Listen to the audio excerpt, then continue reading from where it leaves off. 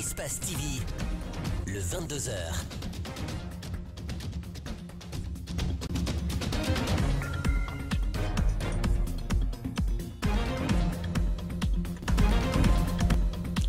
Nous sommes lundi 22 mars. Bonsoir à tous et merci de choisir Espace TV pour vous informer.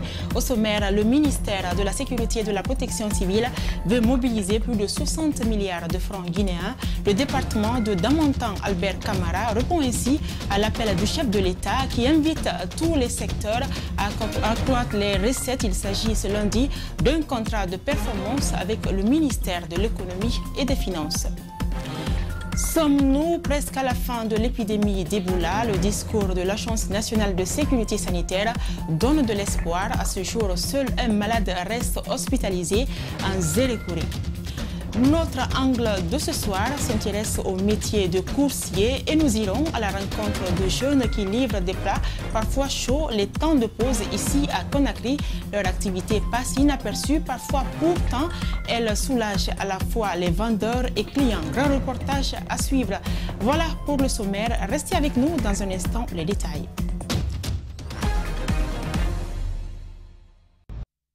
Bienvenue à tous. Après la douane, les impôts et le trésor, c'est le ministère de la Sécurité et de la Protection civile qui a signé ce lundi un contrat de performance avec le ministère de l'Économie et des Finances. Objectif, doubler les recettes de l'État, mais aussi contrôler et bien gérer l'argent du contribuable car beaucoup de recettes n'arrivent pas dans les caisses de l'État. Exemple, certains services de la police qui ne rendent pas compte. Mamadou Saliouba, Alcini Camara. Le ministre de la Sécurité et de la Protection civile ne s'est pas gêné. Avec certains services de la police, ce sont plusieurs recettes qui sont versées, mais qui n'arrivent jamais à bon port. Nous avons déjà constaté au niveau de la sécurité qu'il existait des poches de recettes qui étaient payées, mais qui n'allaient pas dans les caisses de l'État, qui étaient mal payées, qui ne correspondaient pas à un service tel qu'il doit se rendre.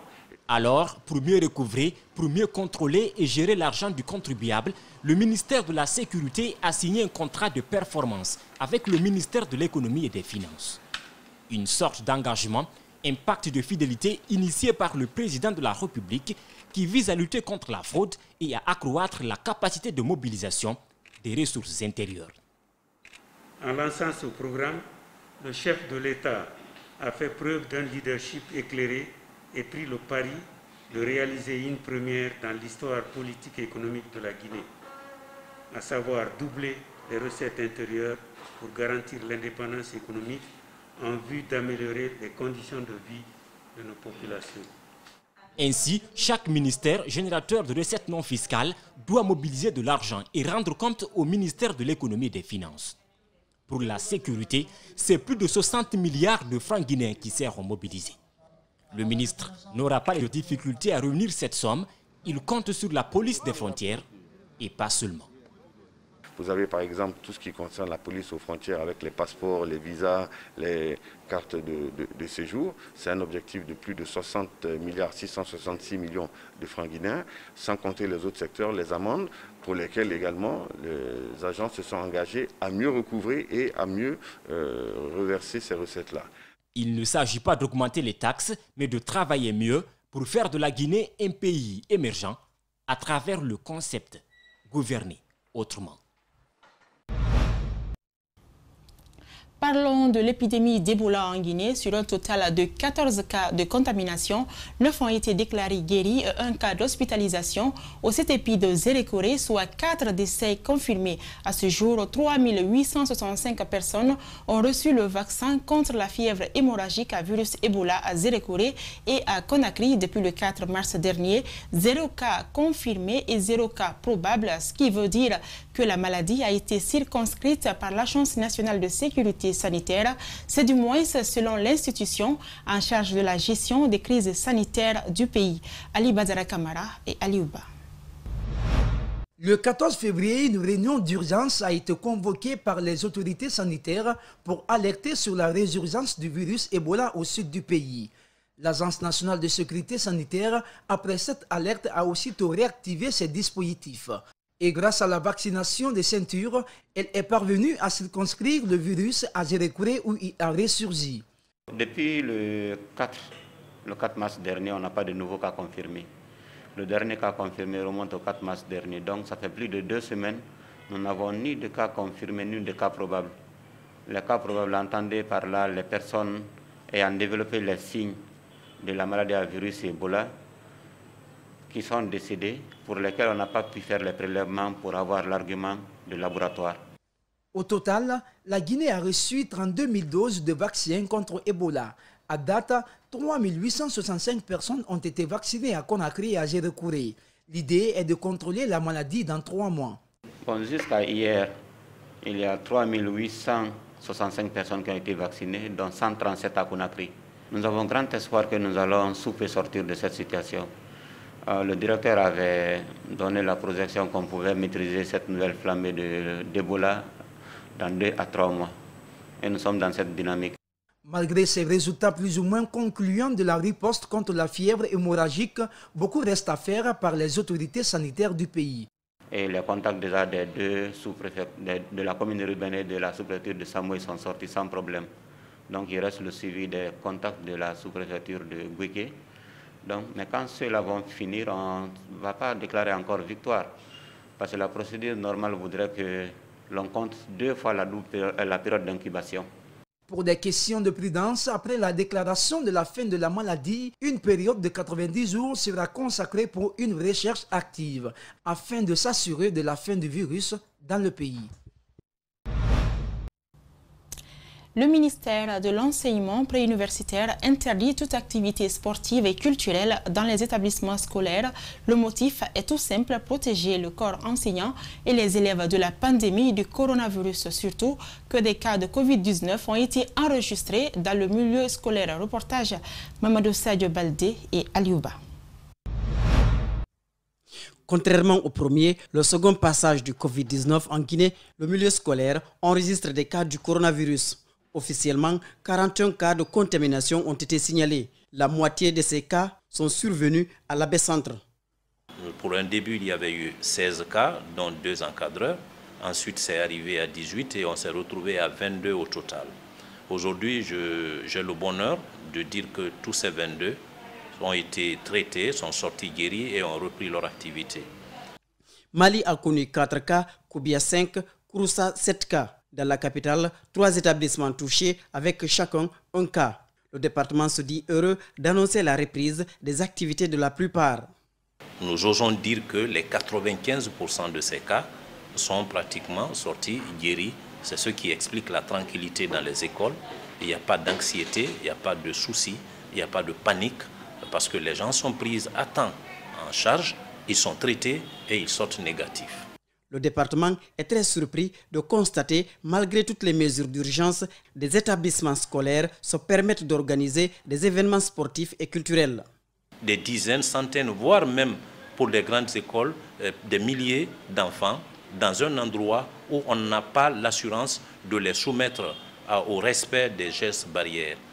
Le ministre tient beaucoup plus à la protection des élèves que leur formation. C'est pourquoi tout événement est suspendu jusqu'à nouvel ordre, martèle le MENA. Parce que faire du sport, c'est quand on est bien portant. Le ministre ne négocie pas ça. Il tient à la santé des élèves d'abord, avant les études. L'école primaire de Tombo 2 était sur le point d'organiser un tournoi de basketball, mais les encadreurs comprennent. Si cette année on n'a pas pu organiser, peut-être l'année prochaine, ça trouvera que si ça nous trouve en bonne santé et toute la communauté guinéenne. Le ministre de l'Enseignement supérieur et de la Recherche scientifique en tournée dans certaines universités publiques de la capitale. Cette rencontre a été initiée par Aboubakar Silla pour s'enquérir des réalités dans les centres de formation de la vie des étudiants et aussi des problèmes du corps enseignant. Antoinette Dédé Onivogui, Ibrahima Sori Kamara et Alseni Bari. Le ministre de l'Enseignement supérieur et de la Recherche scientifique en visite de terrain dans les différentes universités publiques de la capitale. Objectif, toucher du doigt les réalités du terrain. Plusieurs problèmes d'ordre général ont été constatés. Il s'agit notamment de la pléthore d'étudiants dans les différentes salles de classe à l'Université générale Lassana Conté de Somfonia, l'accès à l'Internet et la qualification des formateurs. Le surnombre d'étudiants que nous retrouvons dans les salles, c'est une contrainte majeure que nous avons. Il s'agit de l'accès des divers publics de l'université au Wi-Fi, qui est incontournable à l'heure de la digitalisation, à l'heure du numérique, parce que la dématérialisation des formations, des cours est une réalité sous-régionale, régionale. La Guinée ne peut pas rester en arrière par rapport à ça. Donc, Aboubakar Silla a réaffirmé l'engagement du gouvernement et de son ministère à prendre toutes les dispositions pour dépasser les différents obstacles signalés par ces différents recteurs. Les étudiants de cette université constituent l'élite prochaine de ce pays, constituent l'intelligentsia et qu'il est extrêmement important que chacun joue sa partition. L'État, en mettant à disposition les moyens nécessaires pour un enseignement de qualité, eux-mêmes en faisant preuve d'assiduité, de ponctualité et de sérieux dans le suivi des cours.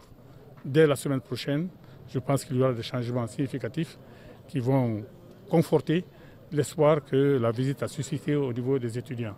Par ailleurs, il dit être satisfait des travaux d'extension à l'ISEG et à Gamal où des grands chantiers sont en cours pour améliorer les conditions d'apprentissage. La question de l'emploi jeune demeure une préoccupation majeure dans notre pays. Pourtant, cette couche juvénile représente à elle seule 85% de la population active. Le cabinet Eventus Guinée préconise l'auto-emploi des jeunes, un incubateur de projets et l'accélérateur d'emploi jeune. Alcini Bari, Ibrahim Souri Kamara pour nous donner plus de détails. L'indice de la pauvreté est estimé à plus de 65%. Et la Guinée occupe le 169e rang de l'indice du développement humain du système des Nations Unies. L'inadéquation entre formation et emploi, la corruption, des projets non viables pourraient d'une part expliquer que le secteur de l'emploi soit dépressif et le chômage galopant. Les autorités guinéennes tentent tant bien que mal de mettre en branle quelques instruments comme l'ANIES, l'ANAFIC et la MAMRI. Lorsque vous mettez les deux projets sur une même balance, vous vous rendez compte plutôt qu'il y a une certaine incohérence entre les projets sectoriels que les jeunes portent et les programmes de développement des localités, sinon des programmes de développement territoriaux. Le talent, l'initiative jeune sont là. Cependant, la mise en œuvre relève d'un parcours de combattant. Pour le responsable du cabinet Eventus Guinée, il faut prendre en compte l'environnement social, économique et culturel. C'est l'auto-emploi qui est la solution. Ce n'est pas une question de leur donner de la chance d'aller vers des structures pour être employés. Pourquoi ne pas les permettre eux-mêmes d'être des employeurs? Pourquoi ne pas eux-mêmes les permettre d'être des créateurs de richesses? Il poursuit qu'avec son cabinet, il dispose d'une pépinière d'initiatives avec nombreux projets pour les jeunes. Mais ensuite, vous avez un incubateur de projets où le cabinet, lui, va formater l'ensemble des projets que les jeunes peuvent porter en vue justement que les institutions qui sont concernées par l'accompagnement des jeunes ou pour des femmes, par exemple, pour pouvoir porter des projets, auront en main des projets qui seront formatés, des projets qui seront traités. À cela s'ajoute l'accélérateur d'emploi jeune. Ces initiatives sont certes encourageantes, mais elles ne sont pas écoutées par les autorités. Et nos jeunes risquent leur vie dans le désert et la Méditerranée.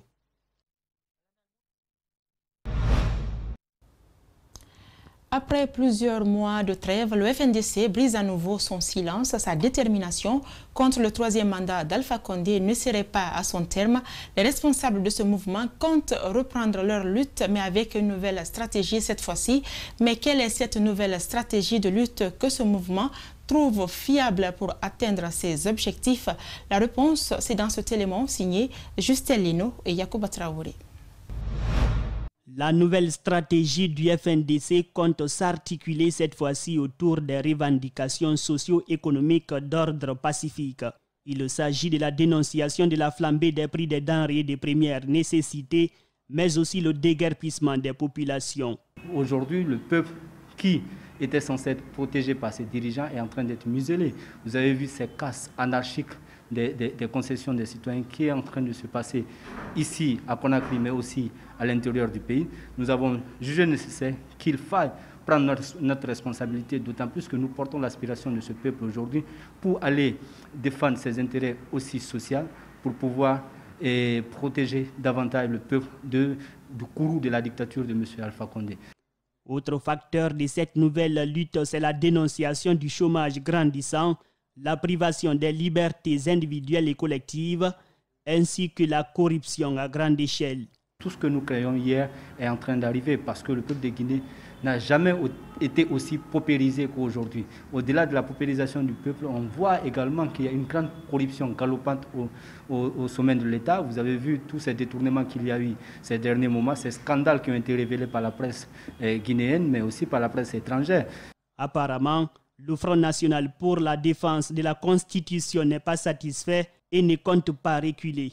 Il regrette et rend hommage aux martyrs de la démocratie tués lors des manifestations politiques. Le FNDC compte user de tous les moyens légaux pour que justice soit rendue.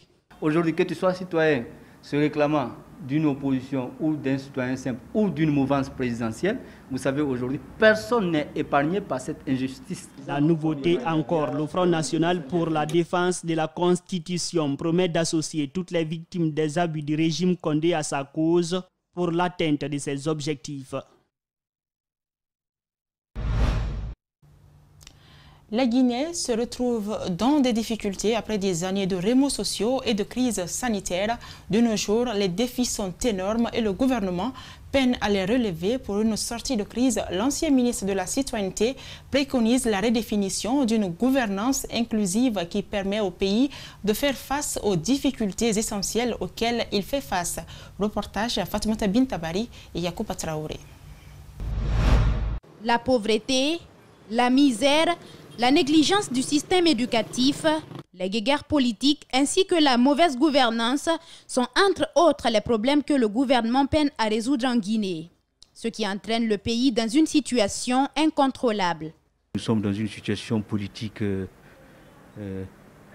difficile, notre pays va mal et nos concitoyens se portent mal, la démocratie ne se porte pas bien, les libertés ne se portent pas bien.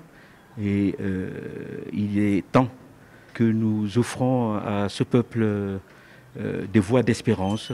Ceci ne peut arriver que quand les principes de la démocratie sont respectés, d'après l'ancien ministre de la Citoyenneté. Nous avons tellement de défis à affronter dans notre pays qu'il est temps que nous nous ressaisissions et que nous sortons de la politique politicienne pour essayer peut-être une fois de s'occuper des Guinéens enfin et de sortir de ces guéguerres interminables. Mais cela, je le précise, ne peut se faire que sur la base exclusivement du principe de liberté, de justice, d'équité et du respect de l'état de droit dans notre pays. L'ancien ministre Gassama Diaby a voulu sensibiliser la population autour des défis qui se posent au pays et de ce qui doit être son rôle en tant que peuple.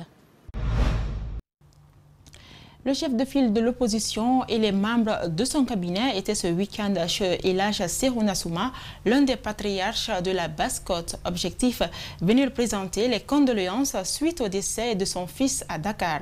Reportage Guinée Bemba Koulibaly, Alseni Kamara. Ils étaient tous venus à Tanen et Bouramaya présenter leurs condoléances à Elhadj Sehouna Souma, Kuntigi de la Basse-Côte, qui vient de perdre l'un de ses fils. Le président de l'Union démocratique de Guinée et chef de file de l'opposition a mis l'occasion à profit pour présenter ses membres de cabinet à ce chef coutumier. Donc, socialement, on est venu saluer, remonter le moral, parce que ça fait mal, mais c'est Dieu qui a donné et Dieu a repris. Et en même temps, je suis venu avec beaucoup de membres de mon cabinet pour venir le saluer et aussi les montrer, et les personnes, n'est-ce pas, personnalités qui m'accompagnent. Elhadji Sehouna Souma s'est réjoui de cette visite du président de l'UDG pour cette marque de sympathie à son égard.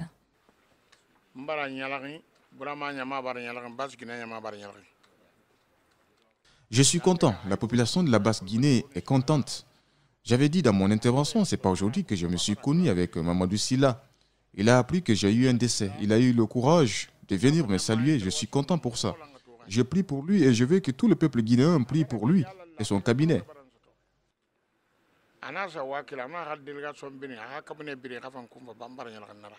Le porte-parole a, au nom de la Basse-Côte, promis d'accompagner le chef de file de l'opposition guinéenne dans son programme de promotion de la paix et de la cohésion sociale durable dans notre pays.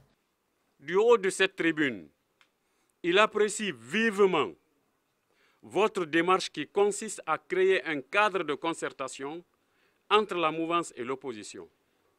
Nous vous en remercions et vous encourageons pour les efforts grandissimes que vous déployez pour notre cher pays. Au chef de file de l'opposition, Elhadji Sehouna a donné d'amples conseils afin qu'il réussisse sa mission, celle de pacifier la scène politique guinéenne.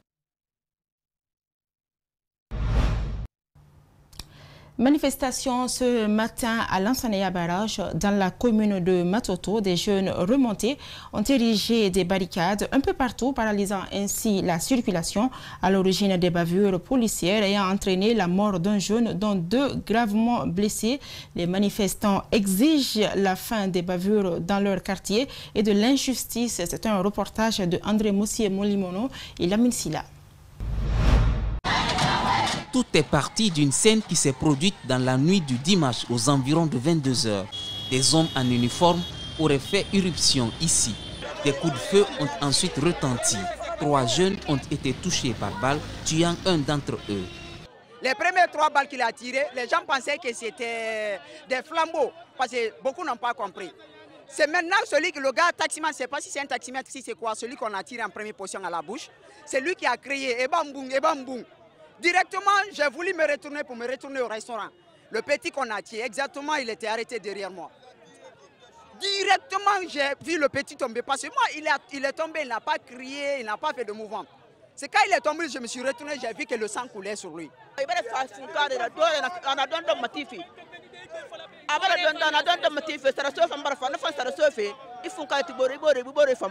Le jeune tué serait un boucher ici au carrefour de Lansana Barrage. Malgré l'intervention des forces de l'ordre, rien ne semble arrêter ces manifestants.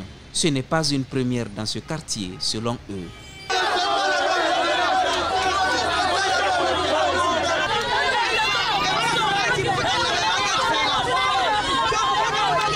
Dans ce quartier-là, ce n'est pas la première fois, ni la deuxième fois, ni la troisième fois. Ils viennent dans le quartier, ils partent, ils tuent les gens. Même nos frères, ils ont été massacrés comme ça ici. On a perdu un frère dans l'eau. On a perdu un frère ici, à bout portant. Les 2 autres jeunes grièvement blessés seraient dans un état critique. Les manifestants demandent que justice soit faite pour que les auteurs de ces bavures soient traduits devant les juridictions. On demande à l'État aujourd'hui que justice soit faite. On ne veut plus voir ils sont des pick-up de policiers ici. On ne veut plus voir comment je vais les appeler, des malfrats de genre qui ne sont même pas matriculés, des bénévoles. Au moment où nous quittions les lieux, la situation était devenue incontrôlable. Des renforts sont venus prêter main forte aux forces de l'ordre déjà présentes sur les lieux.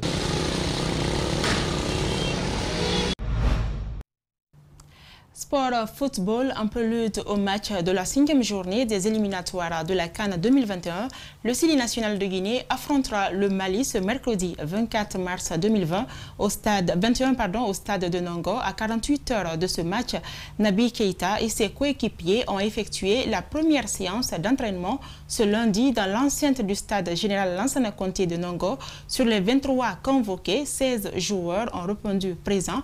Notre rédaction s'est intéressée à cette actualité. Suivez le reportage de Mohamed Sissé, Mohamed Oyi et Aliouba. C'est un groupe composé de 16 joueurs qui ont assisté à cette première mise en place du Sili national.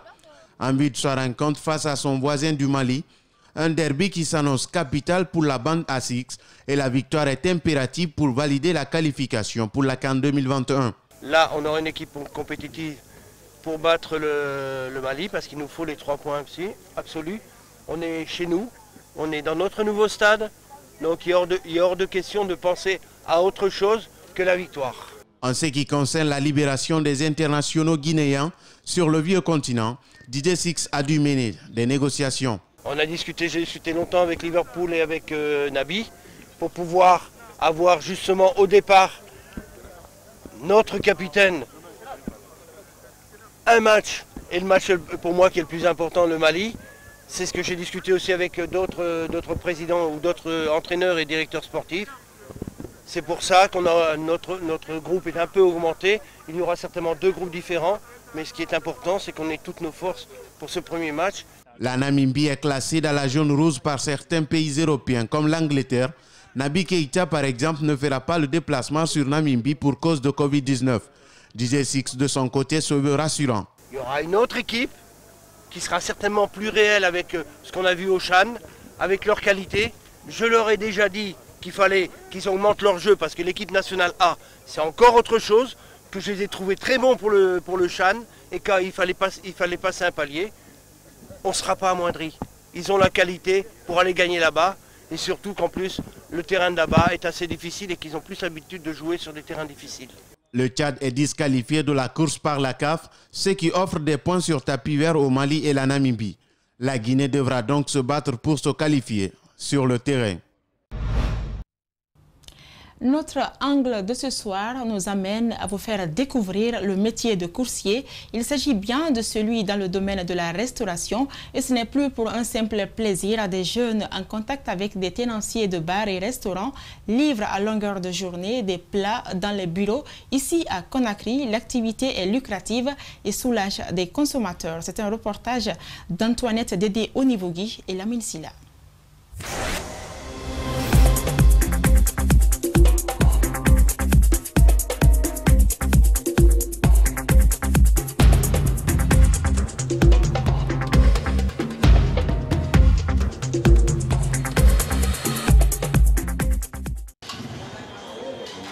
Midi 30, Joseph Neymar enfourche sa moto.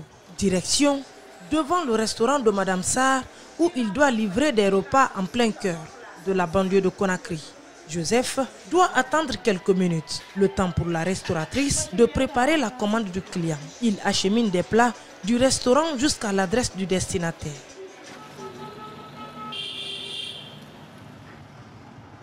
C'est désormais une course contre la montre qui démarre pour lui. Il doit parcourir des kilomètres en un temps record. Délai de satisfaction oblige. Allô madame, bonjour. Payé après chaque livraison, il reprend contact avec son employeur pour prendre une nouvelle course. À 12 h comme ça, elle m'appelle. S'il y a des livraisons, je pars, je fais ces livraisons.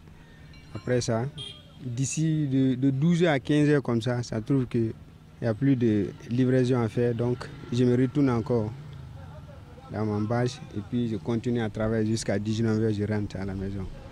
Cette fatigue en vaut-elle le prix? Laissons Neymar répondre à la question.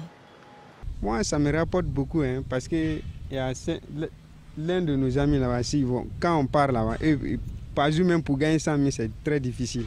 Et tandis qu'on vient là-bas, on bataille avec eux, le peu qu'on gagne encore à 12 h, il y a des appels qui sortent, on part, on fait les livraisons et on les dépasse. On peut gagner 150, des fois si ça marche 200 000. Ils ne sont pas forcément employés du restaurant. Chaque jour, une dizaine de jeunes font la queue pour le même travail. Mon livreur est en Walmakiana et mon antangayé et birin marché nebi, ham besoin hamma naheli. Ham besoin hamma naheli, ndon se non so maïda, nire handicapé, numéro soaï, na hangele, na don se sga fait den na numéro soaï. Mais en réalité, devenir coursier n'est pas aussi simple qu'on y croit. Basé sur la confiance, il faut avoir plus de 18 ans, disponible, avoir un moyen de déplacement et une garantie. C'est une connaissance, c'est un ami. Je travaille avec lui là-bas, il fait taxi moto avec lui là-bas. Donc lui, il travaille avec Madame Sarr depuis des années, donc c'est lui qui m'a envoyé là-bas. Comme je suis très d'accord avec lui, Donc c'est lui qui m'a envoyé là-bas. C'est la confiance, hein. C'est qu'il a confiance à moi, raison pour laquelle il m'a envoyé là-bas. C'est que nous bouillé kaporobe. Nadimi, ne bébé kolo, ne birin kolo parce que 5 personnes tanana n'arrêt n'abe permanemment. N'arrêt n'abe, ne birin wanyo kolo et birin wanyo kolo. Mo derrière ne benu n'arrêt folo. Mon anakine. Beaucoup prisé grâce à l'avènement des réseaux sociaux, certaines personnes aiment se faire livrer pour, disent-ils, gagner en temps et en énergie. Vu que j'ai beaucoup de boulot, je ne peux pas me déplacer et que je n'ai qu'1 heure de temps pour manger.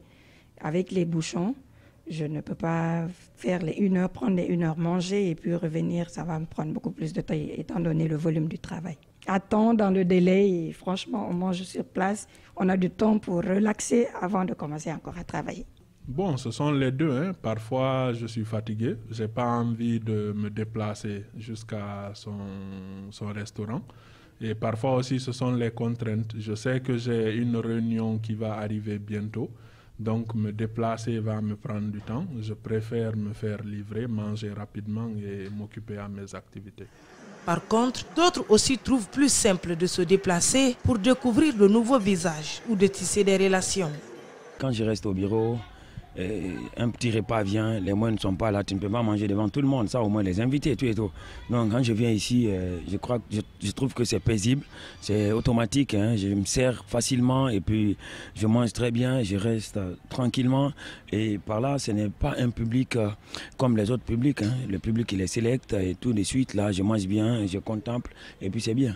L'apparition de la pandémie est venue révolutionner le système. De nos jours, les services de livraison électronique sont créés par beaucoup de tenanciers de restaurants en Guinée. Voilà, c'est la fin de ce journal réalisé pour vous par Zainab Bangoura et Bernard Koundouno grâce à l'assistance technique de l'équipe de Nalaï Sidibé. Merci de votre aimable attention. Bonsoir.